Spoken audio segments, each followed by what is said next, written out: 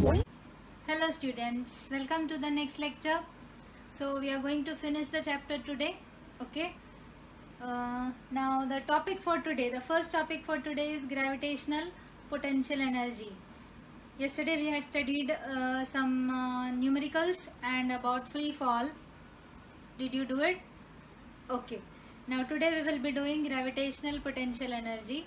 You will be getting only a fill in the blank question or an objective type question. They will give you the options for the equations. What is the equation for gravitational potential energy? Now what is gravitational potential energy? I will show you. If this is the surface of the earth, consider there is an object here. And this is the center of the earth. The distance from the center is taken as r. And this distance is taken as h. Okay. So what will be the total distance? The total distance will be r plus h. Okay. So from the equation potential energy is equal to mgh. Do you remember you had an equation potential energy is equal to mgh last year? From that equation they have derived this equation for gravitational potential energy.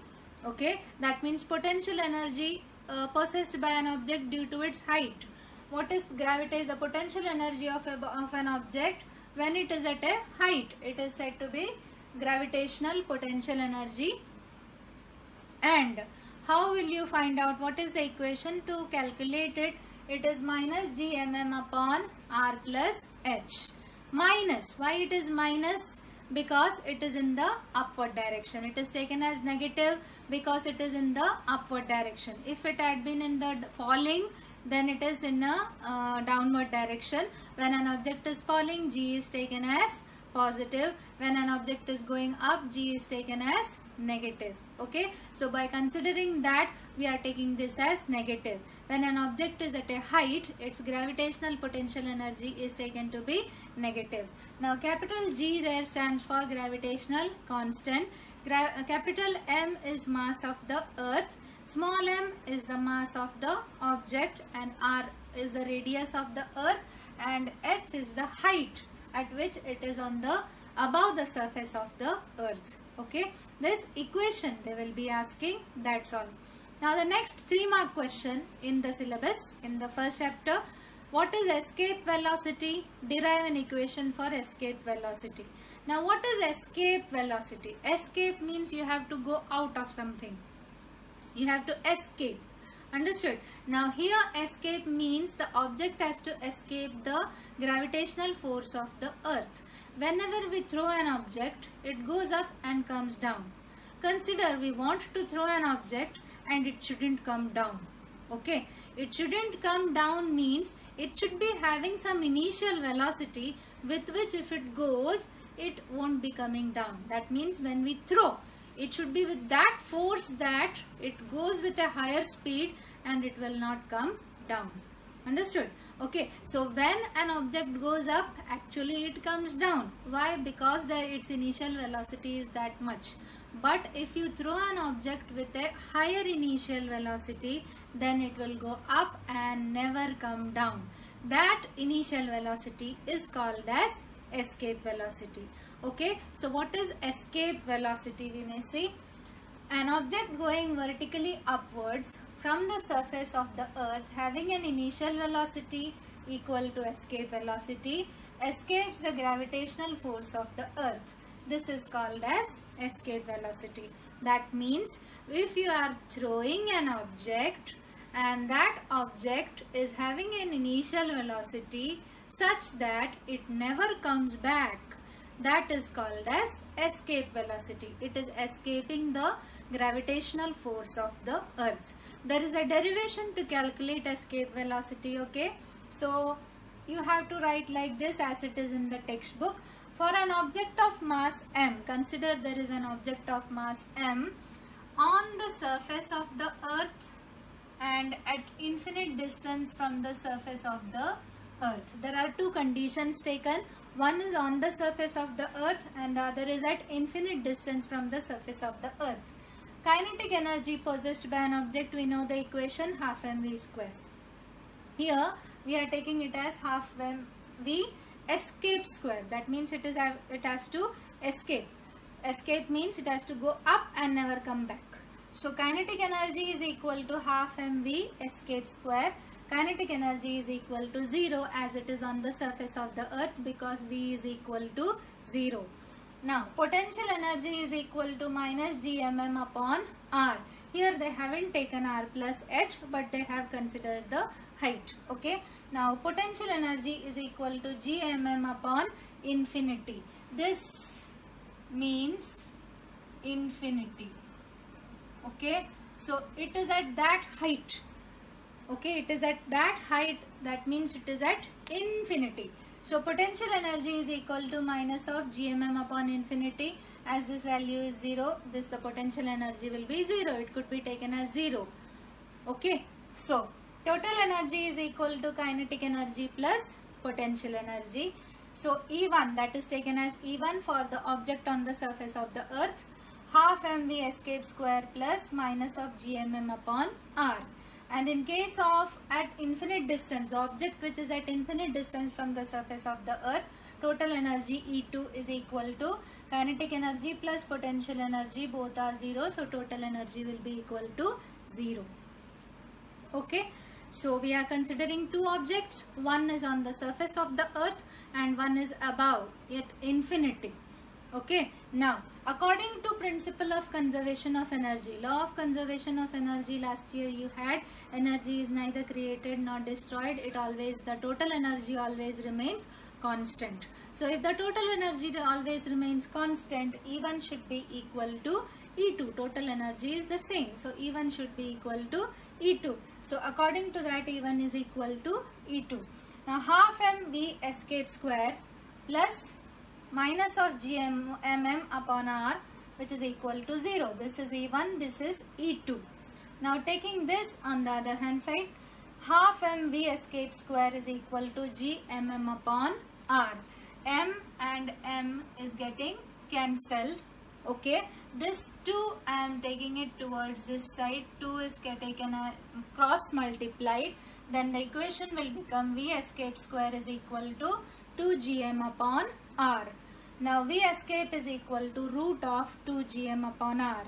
Then now in the textbook they have derived this 2gm upon r is equal to root of 2gr.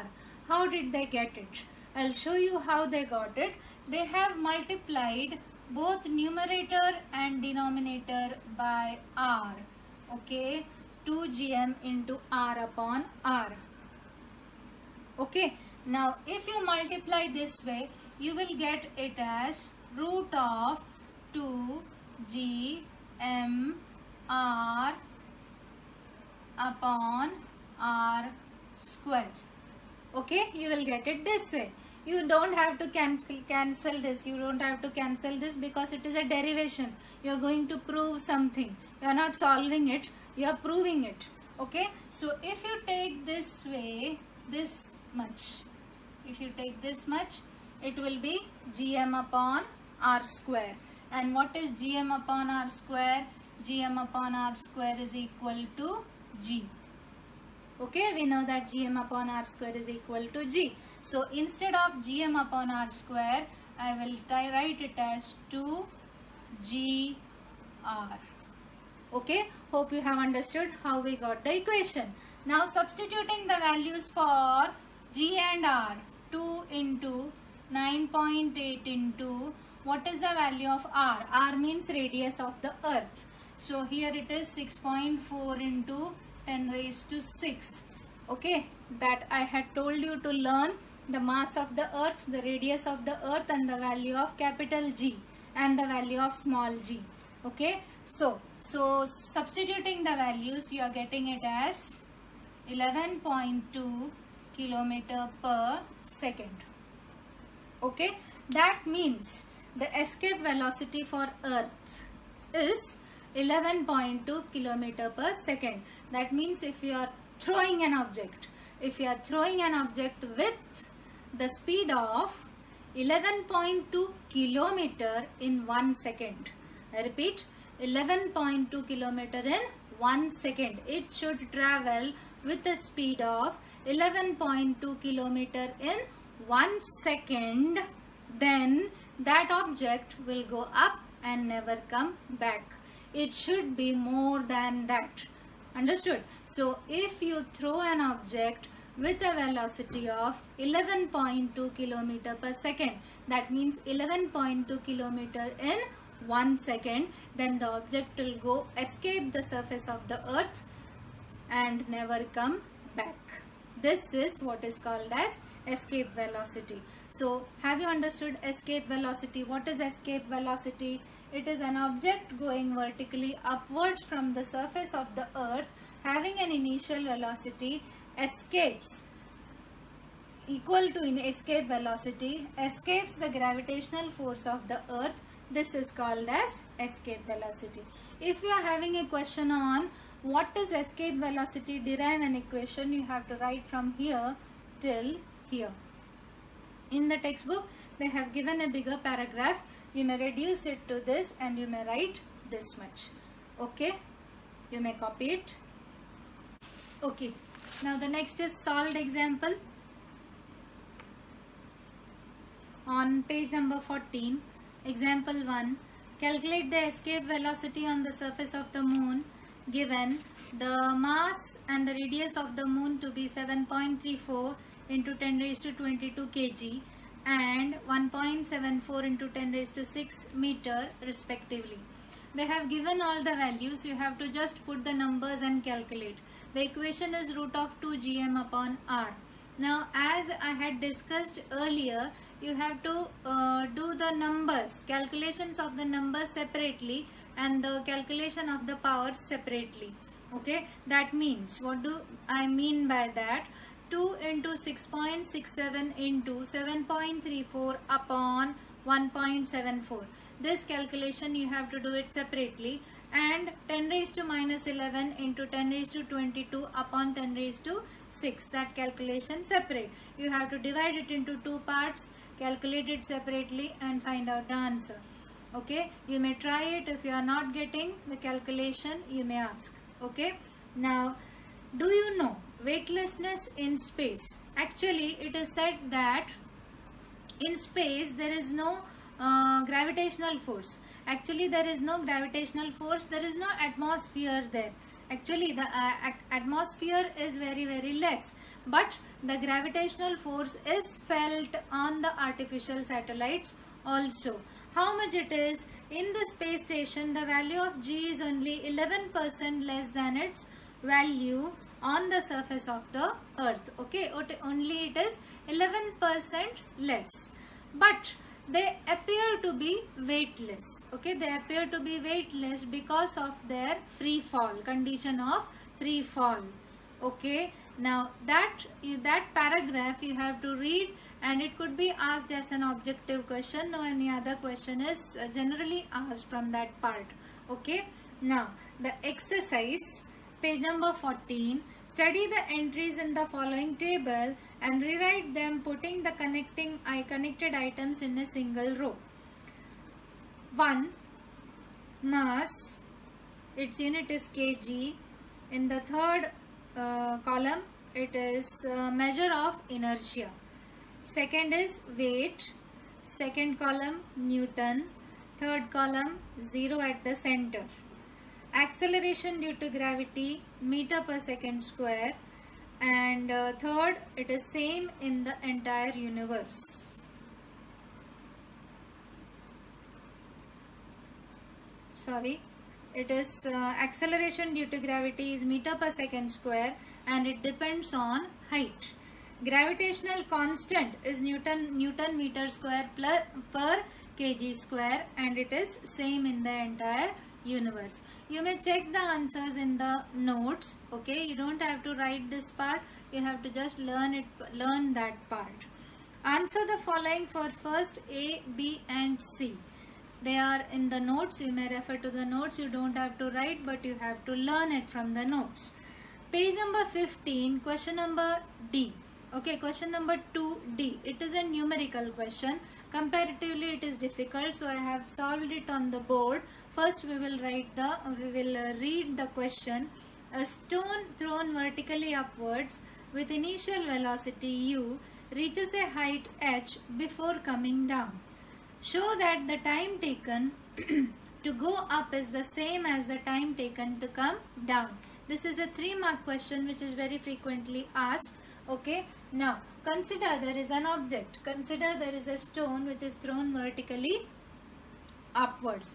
Now this we had discussed earlier also. Consider this as the surface of the earth. It is the surface of the earth.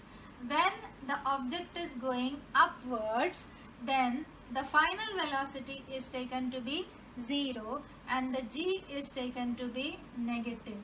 Okay, final velocity is taken to be 0 and g is taken to be negative. When the object is coming down, then initial velocity equal to 0 and g is taken as positive.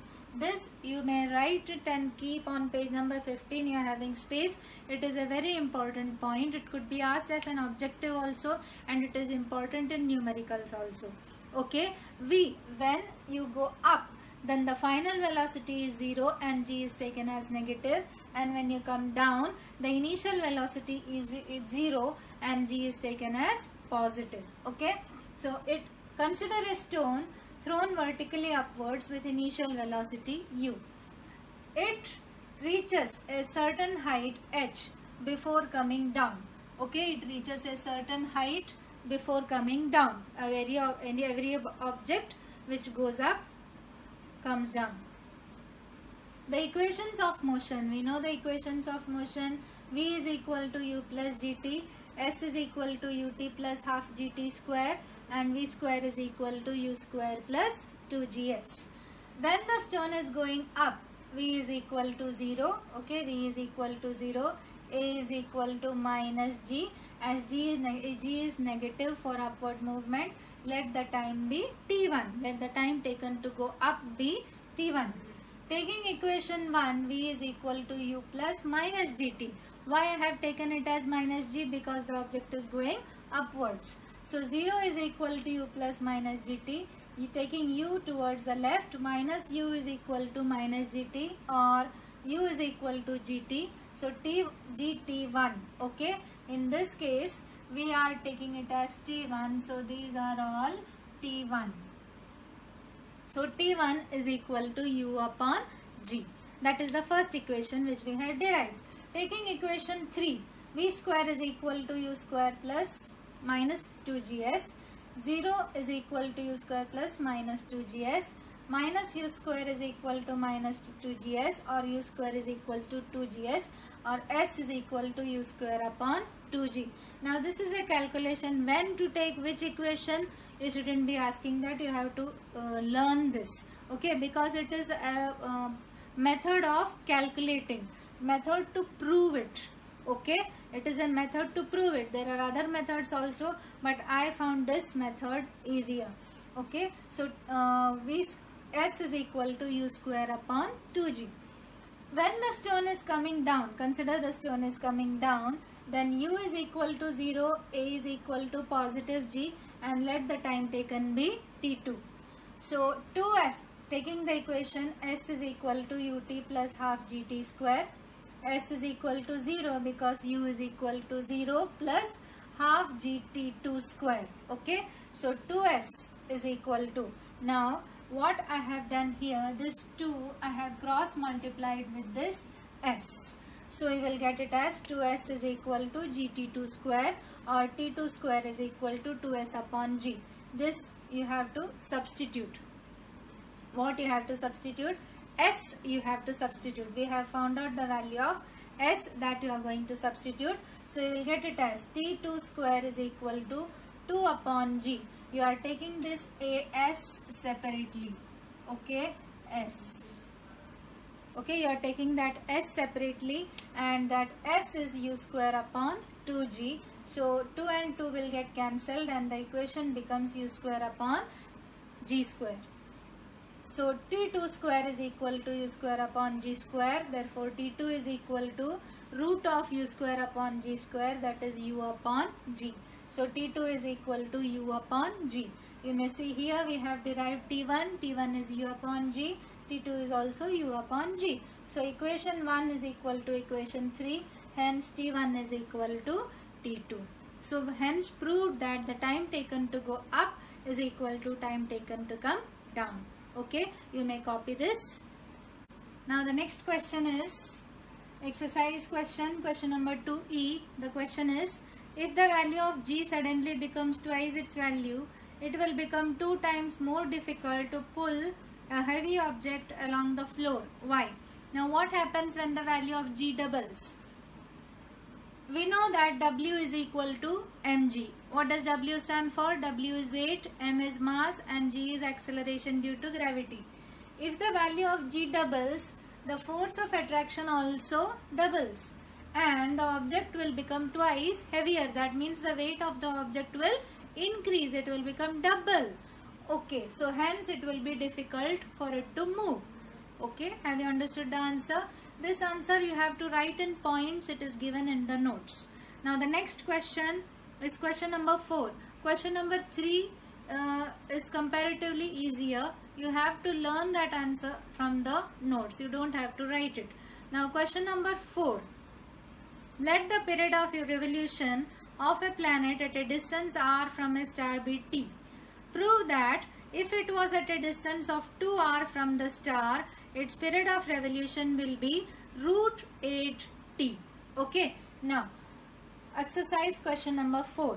According to Kepler's law, t square is equal to r. T square is directly proportional to r cube. According to third law, do you remember? In the first lecture we had studied Kepler's 3 laws. T square is directly proportional to r cube. So t square upon r cube is equal to k, or t square is equal to kr cube. Let us take that as the first equation. When the planet is at a distance 2r, let the time for revolution be t1. Okay. Now according to the question, if the distance is 2r, then what will be t1? That is the question. Let the time be t1. t1 is directly proportional to 2r whole cube according to Kepler's law. 2r the whole cube. So t1 is directly proportional to 8r cube. So hence t1 is equal to 8kr cube. Okay, putting the constant, it becomes kr cube. This we are taking it as the second equation. Dividing 1 upon 2. Okay, t1 square upon t2 square is equal to kr cube upon 8kr cube. Okay, left hand side t square. Okay, I will take this as t and this as t1. I have taken this way. I have made a mistake here. So this will be t1, this will be t1, this will be t1. Okay. Understood? Now, so hence we are taking the time as t1. t1 is directly proportional to 2r the whole cube. t1 is directly proportional to 8r cube. Hence t1 square is equal to 8kr cube. Dividing the equation, t square. This side is t square, this side is t1 square. So t square upon t1 square. Right hand side is kr cube, 8kr cube, 8kr cube. Okay. Now cancellation. kr cube is getting cancelled. So t square upon t1 square will become 1 upon 8. So it will become t2 square is equal to 8 t square. Okay. T square. t1 square is equal to 8 t square. Okay. Now t1 is equal to, therefore t1 is equal to root of 8 of t2 square, t square, that is root 8t. Therefore t1 is equal to root 8t. So hence proved that t1 is equal to root 8t. That means it will be root 8 times. That is the equation they have told to prove its period of revolution will be root 8t. Okay, hence proved. This much part you have to write as the answer. Now the homework for today is, what is escape velocity? Derive an equation. I had written it on the board. You may copy it and write in your notebook. Exercise question 2D, that also I have written it on the board. You may copy it.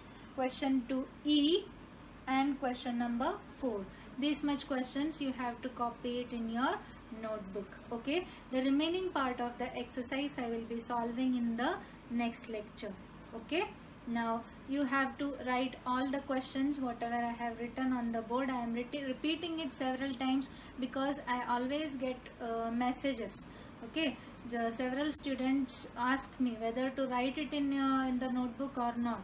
Yes, you have whatever I write on board, you have to write it in your notebook, because you may find it easier afterwards. When you study, you will get the points in the notebook itself.